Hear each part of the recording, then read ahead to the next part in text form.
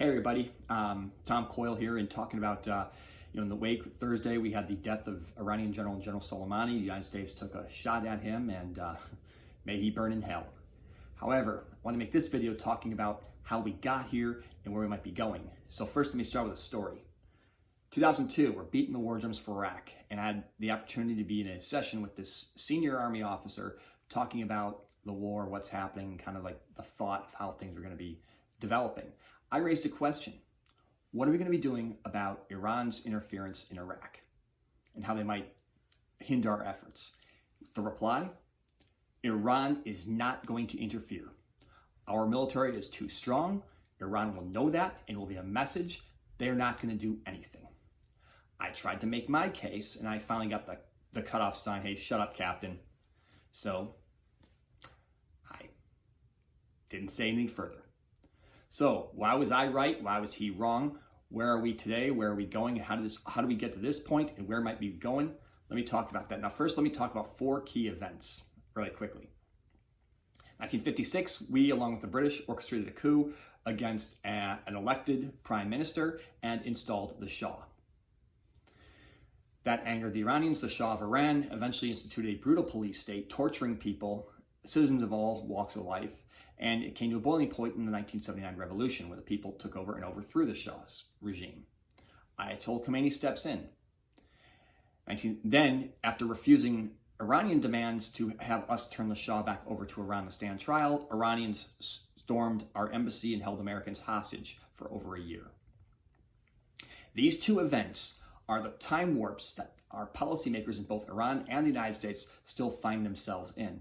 It's ironic because of either side was willing to put aside 1956 and 1979, they'd look around the map and say, which country is more aligned with us in our interests? Example, we are against ISIS. Iran actually had ground troops in Syria, particularly fighting ISIS. Who's against Al-Qaeda?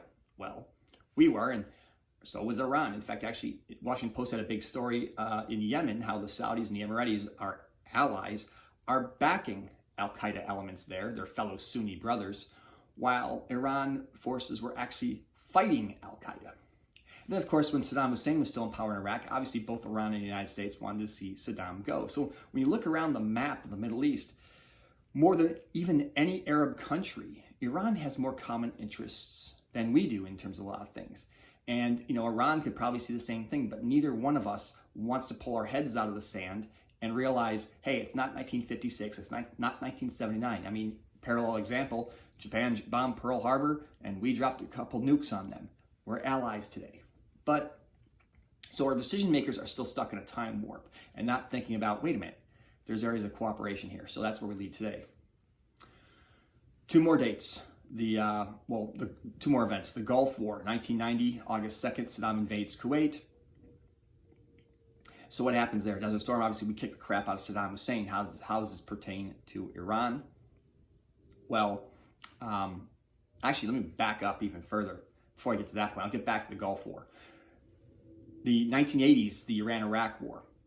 Iraq invades Iran with our support. Obviously, we were pissed off of the hostages thing.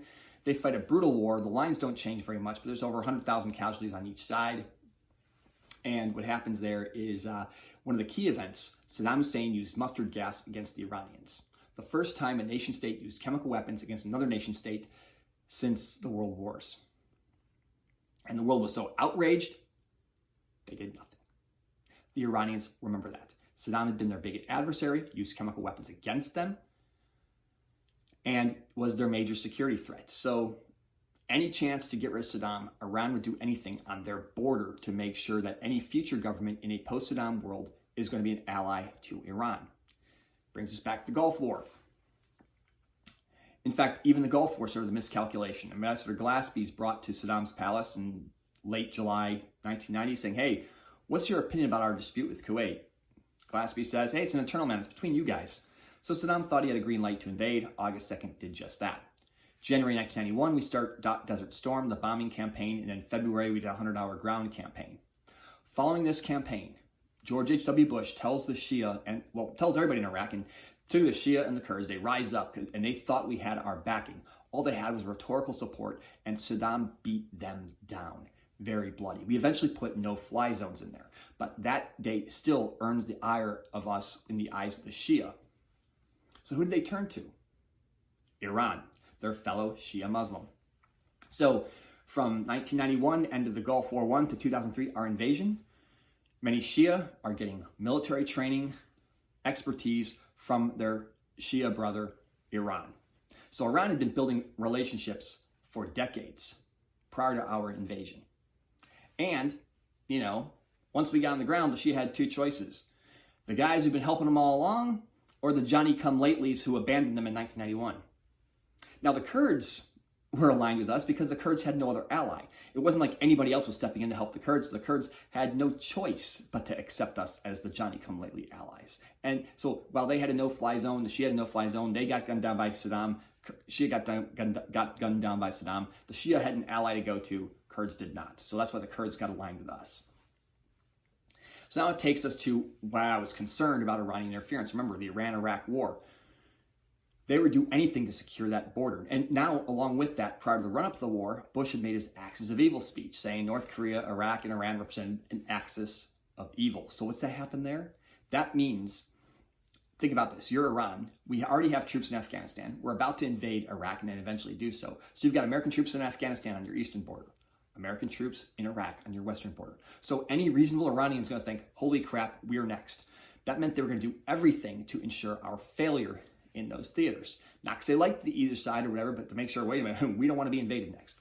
And with Iraq, also to make doubly sure that the government on their western border is aligned with their interest. The other thing about Iran, by the way, I forgot to mention this, the 1990s, while we ignored the Northern Alliance and Afghanistan altogether, Iran was actually backing the Northern Alliance against the extreme Taliban, extreme Sunni Muslim group.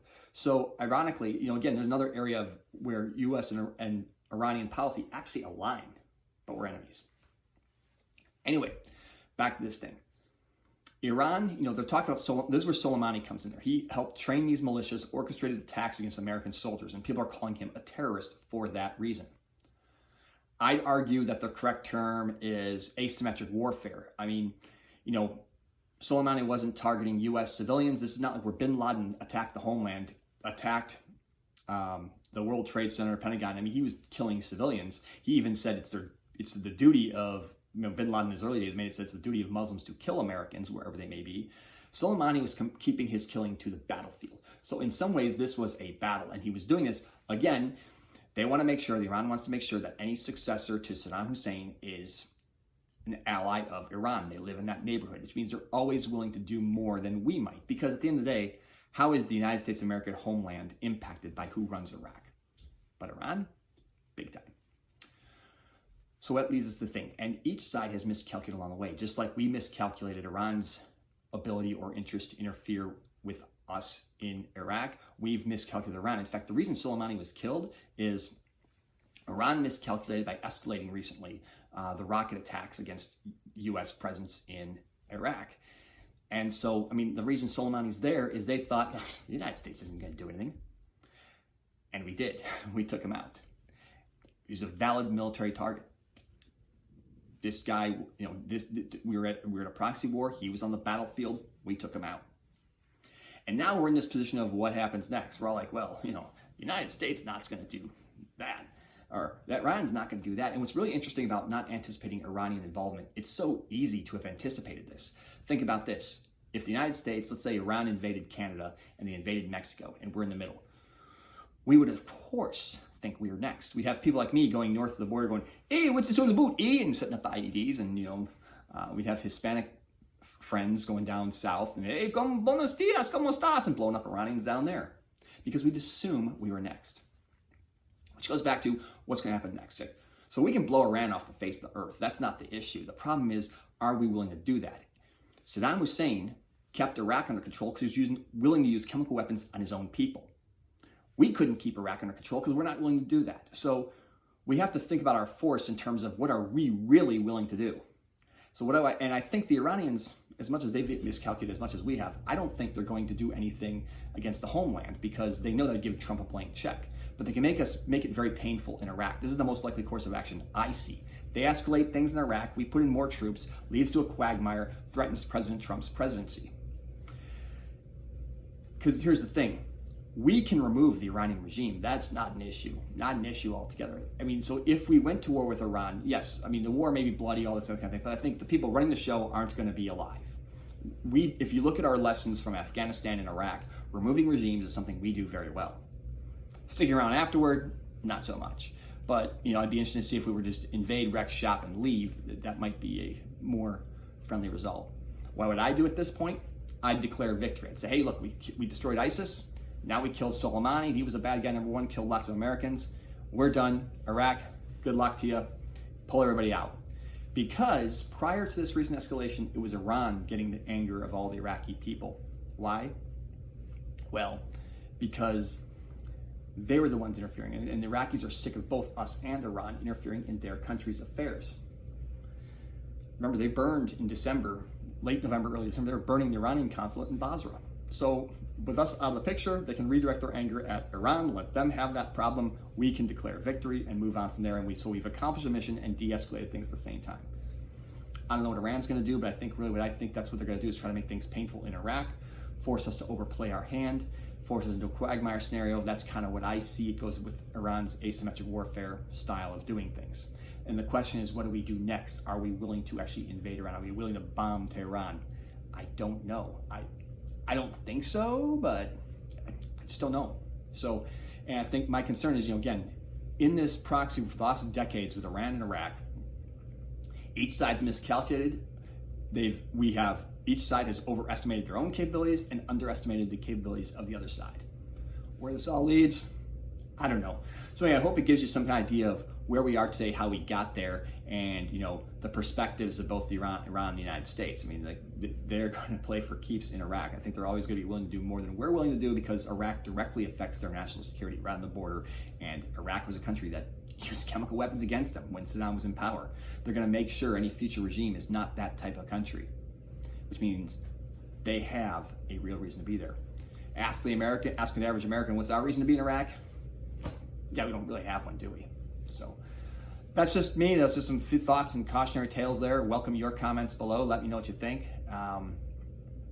Love to hear from you, agree or disagree. This is how we have these discussions. This is my point of view. Offer yours. Take care. Thanks for watching.